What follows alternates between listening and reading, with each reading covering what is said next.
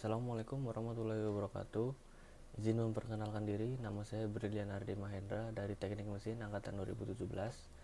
Di sini saya akan menjelaskan sedikit tentang refrigerasi. Dari mulai sejarahnya dan pengertiannya dan berbagai macam mana lainnya. Pertama itu ada sejarahnya.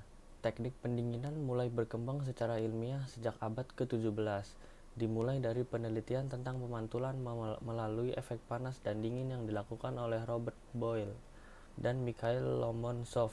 Selanjutnya, penelitian mengenai termometri yang dilakukan oleh Galileo dan oleh Guillaume di Prancis. Ada Isaac Newton di Inggris, Daniel Fahrenheit, orang Jerman yang bekerja di Inggris dan Belanda. Kemudian ada René de Réaumur di Prancis dan ada Anders Celsius di Swedia. Tiga ilmuwan yang disebutkan terakhir merupakan penemu sistem skala pengukuran suhu, dan masing-masing namanya diabadikan pada sistem skala tersebut, yaitu Fahrenheit, Réaumur, dan Celsius. Setelah Anders Celsius menemukan termometer skala sentesimal pada tahun 1742 di Swedia, disepakati bahwa sistem skala yang digunakan pada sistem internasional adalah Celsius. Kemudian pada abad ke-18, William Cullen menemukan terjadinya penurunan suhu pada saat etil ether menguap. Bahkan pada tahun 1755 berhasil mendapatkan sedikit es pada cara menguapkan air di labu uap. Murid dan penerus Cullen, yaitu orang Scotland yang bernama Joseph Black, berhasil menjelaskan pengertian panas dan suhu, sehingga sering dianggap sebagai penemu kalorimetri. Bidang ini akhirnya dikembangkan dengan sangat baik oleh para ilmuwan Prancis, seperti Pierre-Simon de Laplace, Pierre Dulong, Alexis Petit, Nicolas Clement Desrommes, dan Victor Regnault. Selanjutnya ada proses-proses pada refrigerasi. Yang pertama itu ada kompresi. Pada proses kompresi, refrigeran ditekan dalam kompresor sampai kondisinya menjadi cair dengan temperatur yang tinggi. Gas refrigeran dalam evaporator yang dihisap oleh kompresor akan membuat tekanan tetap rendah di dalam evaporator.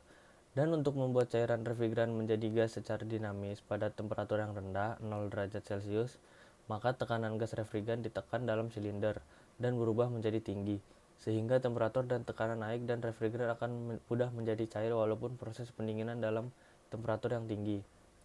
Dan gas refrigeran yang dikompresikan disalurkan ke komponen selanjutnya, yaitu didinginkan di kondensor. Selanjutnya ada proses kondensasi.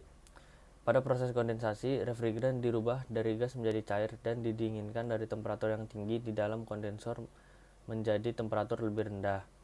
Refrigeran yang bertemperatur dan bertekanan tinggi itu dipancarkan dalam kondensor menjadi cairan dan disalurkan ke receiver dryer untuk disaring. Hal itu juga dinamakan proses kondensasi panas. Panas yang tinggi dari refrigeran itu dapat dikeluarkan oleh kondensor sehingga refrigeran menjadi dingin. Kemudian ada proses ekspansi. Pada proses ekspansi, tekanan cairan refrigeran diturunkan oleh katup ekspansi. Hal itu disebut proses ekspansi, di mana gas bertekanan itu dikabutkan dengan mudah dalam evaporator sehingga refrigeran menjadi gas. Dan expansion valve ini mengatur aliran cairan refrigeran sambil menurunkan tekanannya.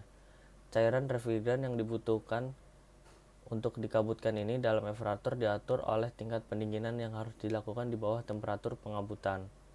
Untuk itu, penting untuk mengontrol jumlah refrigeran yang dibutuhkan dengan melakukan pengecekan yang benar. Kemudian ada yang namanya proses evaporasi. Pada proses evaporasi, refrigeran diubah dari cairan ke dalam gas dalam evaporator. Cairan refrigeran dikabutkan oleh hisapannya sendiri, di mana saat proses evaporasi panas laten dibutuhkan dari udara di sekitar evaporator. Udara melepaskan panas untuk didinginkan dan dialirkan ke dalam ruang dan dalam keadaan oleh kipas pendinginan sambil menurunkan temperatur ruangan itu. Cairan refrigeran itu disalurkan dari expansion valve ke dalam evaporator kemudian sekaligus menjadi uap refrigeran. Dan perubahan itu terjadi berulang kali dari kondisi cair ke gas. Tekanan dan temperatur dalam perubahan itu selalu berkaitan. Jika tekanan diatur, maka temperatur juga diatur. Untuk pengabutan yang dilakukan saat temperatur lebih rendah dari perubahan itu, pada saat perubahan cair ke gas dalam kondisi seperti di atas, tekanan dalam evaporator juga harus dibuat tetap rendah. Karena itu, gas dari refrigeran yang dikabutkan haruslah dikurangi secara terus-menerus keluar dari evaporator oleh hisapan kompresor. Kemudian ada proses kompresi. Proses ini dilakukan oleh kompresor berlangsung secara isentropik. Kondisi awal refrigeran pada saat masuk dalam keadaan uap jenuh bertekanan rendah. Setelah mengalami kompresi, refrigeran akan menjadi uap bertekanan tinggi. Karena proses ini berlangsung secara isentropik, maka temperatur keluar kompresor pun meningkat. Besarnya kerja kompresi persatuan massa refrigeran dapat dihitung dengan menggunakan persamaan WK sama dengan H1 min H2, di mana WK itu besarnya kerja kompresor, satuannya kilojoule per kilogram. Nah, H1-nya ini entalpi refrigeran saat masuk, H2-nya entalpi refrigeran pada saat keluar kompresor, satuannya sama kilojoule per kilogram. Kemudian ada proses kondensasi. Proses ini berlangsung di dalam kondensor.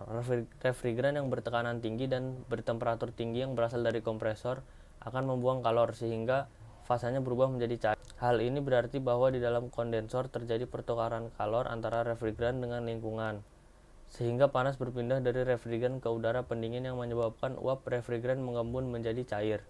Besar panas persatuan massa refrigeran yang dilepaskan di kondensor bisa dihitung menggunakan cara QC sama dengan H2 min H3, di mana QC ini besarnya panas dilepaskan kondensor dan H2-nya adalah entalpi refrigeran masuk ke kondensor, H3-nya ini entalpi refrigeran saat keluar kondensor. Untuk satuannya sama kilojoule per kilogram. Kemudian ada proses ekspansi. Proses ekspansi ini berlangsung secara isoentalpi. Hal ini berarti tidak terjadi perubahan entalpi, tetapi terjadi drop tekanan dan penurunan temperatur, atau dapat dituliskan dengan H3-H4. Proses penurunan tekanan terjadi pada katup ekspansi yang berbentuk pipa kapiler atau orifice yang berfungsi untuk mengatur laju aliran refrigeran dan menurunkan tekanan.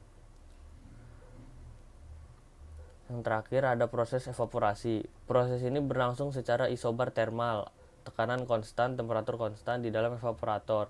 Panas dari dalam ruangan akan diserap oleh cairan refrigeran yang bertekanan rendah sehingga refrigeran berubah fasa menjadi uap bertekanan rendah. Kondisi refrigeran saat masuk evaporator sebenarnya adalah cairan antara campuran cair dan uap. Seperti pada titik 4 dari gambar 2 di atas, besarnya kalor yang diserap oleh evaporator adalah Q EVA sama dengan H1 min H4, di mana Q EVA itu besarnya panas yang diserap evaporator, H1 entalpi H1 adalah entalpi refrigeran saat keluar evaporator, dan H4 adalah entalpi refrigeran saat masuk evaporator, satuannya sama kilojoule per kilogram. Selanjutnya, refrigeran kembali masuk ke dalam kompresor dan bersirkulasi lagi. Begitu seterusnya sampai kondisi temperatur ruangan yang diinginkan tercapai.